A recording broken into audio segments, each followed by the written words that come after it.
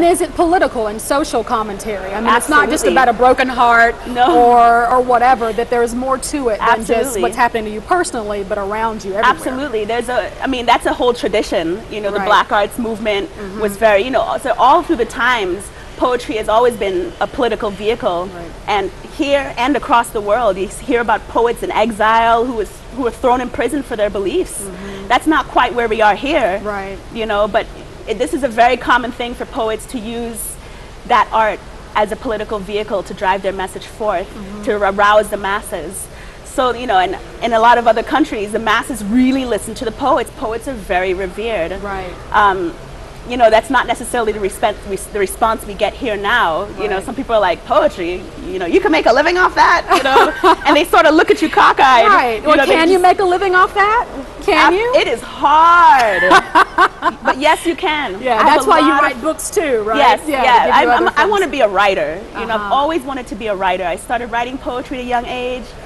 I started, you know, write a little novel, which who knows where that is now. I was going to ask you, what happened to that novel that you wrote at 13? No idea. No idea. I would love to find that. I just hope my mother just opens a box and it's just in there. I don't even remember what it was about. But I've always had this desire to put something on the page and leave my mark that way, you know. Right, right. So, yeah, it's a hard road to choose the life of a poet because there's no blueprint for it. Right. Everybody finds their ways. I think I'm doing okay. Right. You know, but I have a lot of friends who are out there on the road all the time doing poems. And are they formally trained? I mean, do you study as you did? I mean, you went through the formal education system, but can you be a wonderful poet and not having had that, but use your life experiences to kind of be your muse? Absolutely. Yeah. Because I think there's a space for all of us. I think if you're diligent about the craft and about improving your writing and your growth, I think that your voice needs to be heard.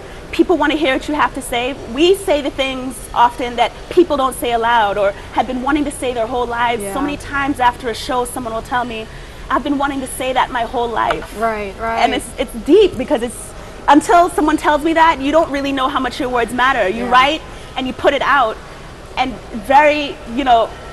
every once in a while someone will come up and tell you how much it means, and that's what keeps us going. Yeah, I remember reading that in your bio, the longer version of the short story yes. on your webpage, and you were saying how, you know, when people come up and compliment you, that you really take that to heart. Absolutely. Yeah, yeah. Absolutely. Number one, they don't have to. They don't. They can just tuck their good feelings away and leave the venue, and you'll never know. Right.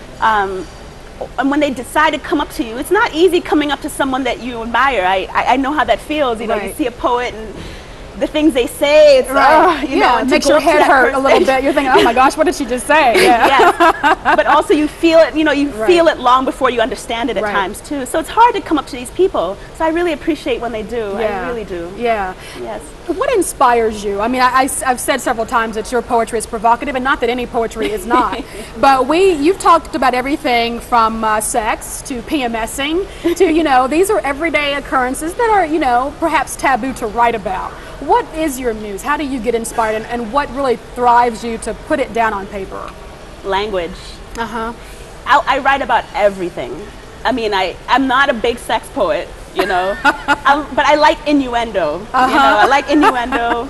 You know, I write poems about womanly parts. I love the female body. You know, I love my body. Right. So I like to investigate that. But I write about everything. I have this poem here about picking blackberries. Okay. I can share it if you like. Sure, I'd love for you to. But for me, it's how words sound together, and you know, language is a symbol for what we mean and what we feel, and it's how the language conveys the emotion, and the closest I can get to that is what excites me when I put this on the page. Okay. So this poem I recently wrote. And again, it's about picking blackberries. I think poems don't always have to try to save the world. Right. You know, I think they can be about simple things. And I've never picked anything off a branch before because I'm a suburban city girl. So I'm out here in the woods at this place called Hedgebrook, which is a writer's retreat for women. And so this piece is called Picking Blackberries. Still slick from lumberjack rain, on the slow edge of this property, I come across multitudes of blackberries, inspiring a wonderment in me one beholds only in the eyes and lives of children.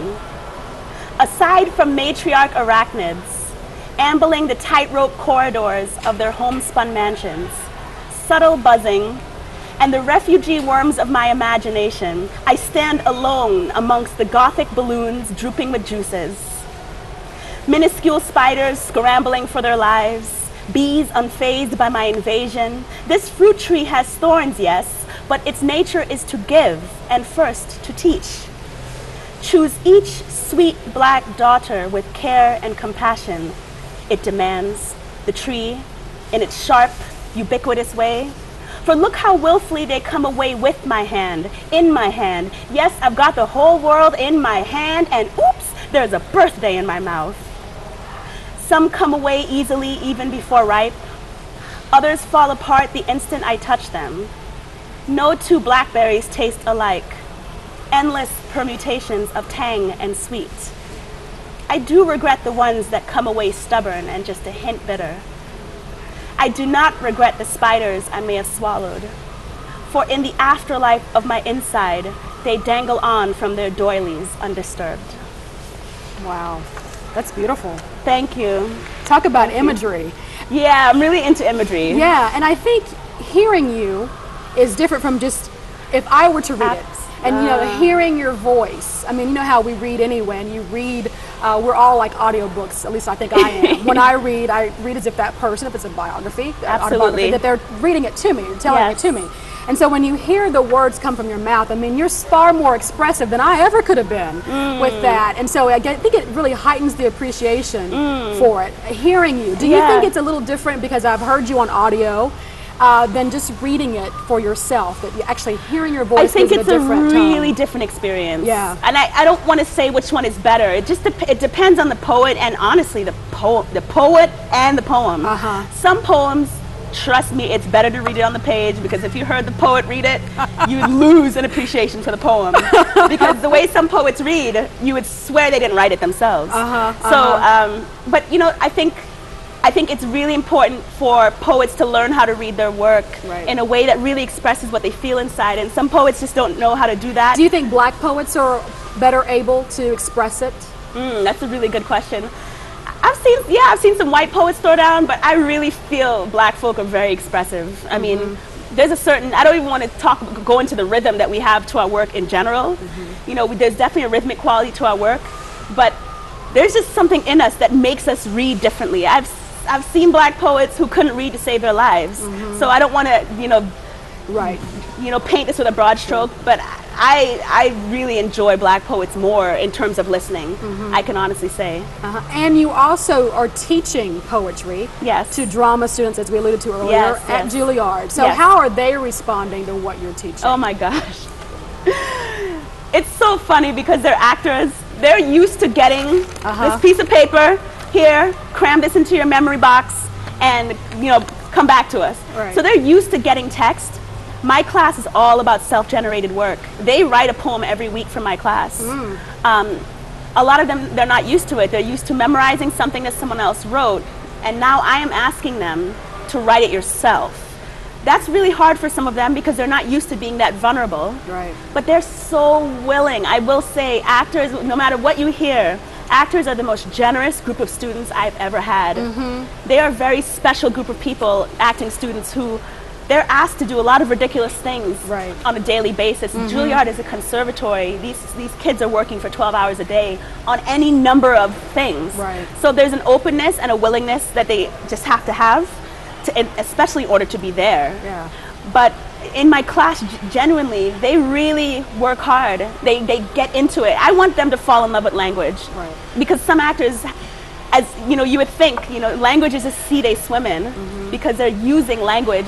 But a lot of them don't really have a connection to it. So my class is to help them understand what language is really doing. I teach them the tools of the craft and metaphor, simile, what you said, imagery, and so they have a better appreciation for playwrights, so they it makes them better in their performances absolutely as well. More in touch, and connect. They have to connect with themselves. You can't be anybody in this world if you don't know who you are, and I believe poetry helps you learn more about who you are.